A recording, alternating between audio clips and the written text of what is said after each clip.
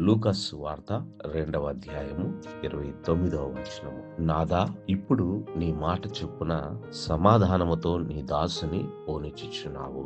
ఈ మాటలు సిమియోను అనేటటువంటి ప్రవక్త బాలుడైన యేసయ్యను దేవాలయమునకు తీసుకుని వచ్చినప్పుడు తను యేసయ్యను ఎత్తుకొని దేవుని స్తుతించుచు పలికినటువంటి మాటలు. ఇప్పుడు నీ మాట చొప్పున సమాధానముతో నీ దాసును పోనిచ్చుచున్నావు అంటే, అప్పటి వరకు సిమియోను యొక్క ఆత్మ అన్రెస్ట్ గా ఉన్నది. అది దైవికమైనటువంటి అన్రెస్ట్. ఈ దైవికమైన అసమాధానము కలిగి ఉండడానికి అతడు నీతిపరుడు, భక్తిపరుడు, ఇజ్రాయిల్ యొక్క ఆదరణ కొరకు కనిపెట్టువాడు, పరిశుద్ధాత్మ అతని మీద ఉన్నది. ఆయనను ఈ యొక్క అసమాధానము తన హృదయంలో ఉన్నది.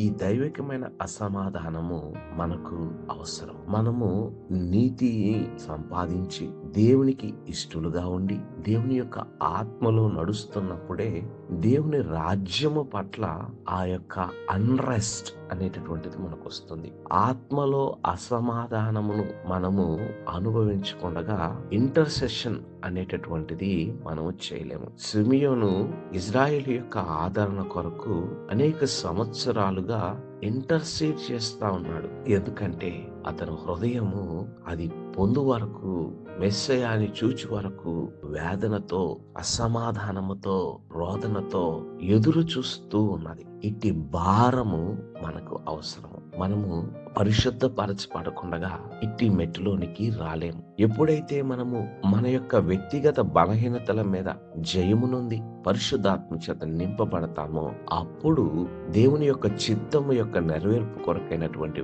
దేవుని వాగ్దానముల యొక్క నెరవేర్పు కొరకైనటువంటి వేదన, నశించిపోతున్నటువంటి ఆత్మల యొక్క రక్షణ కొరకైనటువంటి వేదన అప్పుడు ఆరంభమవుతుంది. ఇప్పుడు దేవుని చిత్తములు, దేవుని ప్రణాళికలు ఏ విధముగా సిమియోని జీవితంలో నెరవేర్చబడినవో ఆ విధముగా మన జీవితంలో దేవుని ఉద్దేశ్యములు, దేవుని ప్రణాళికలు సంపూర్ణమయ్యి సమాధానముతో దేవుని సన్నిధిలో స్తుతించు భాగ్యము దేవుడు మనకు అనుగ్రహించునుగాక. ప్రార్థన చేసుకుందాం. పరిశుద్ధుడా, ప్రేమ కలిగిన మా దేవా, నీ పరిశుద్ధ నామమునకై వందనాలు. నాయనా, సిమియోను ఎలాగ నీ సన్నిధిలో కనిపెట్టినాడు, మొరపెట్టినాడు, ఎదురు చూచినాడు, నిన్ను చూడగలిగినాడు. ప్రభా, అట్టి ఆరము విజ్ఞాపన ఆత్మ మా పేద కుమ్మరించండి. తద్వారా నీ చిత్తములు నెరవేర్చుటకును, అనేకులను రక్షించుటకును, మా పరుగు కడముట్టించుటకును మీరు మాకు నేర్పించమని వేడుకొనిచున్నాను. నాయన, సమాధానముతో నిన్ను స్తుతించి భాగ్యం నిమ్మని యేసు నామమున వేడి ప్రార్థన చేయించున్నాము తండ్రి. ఆమేన్.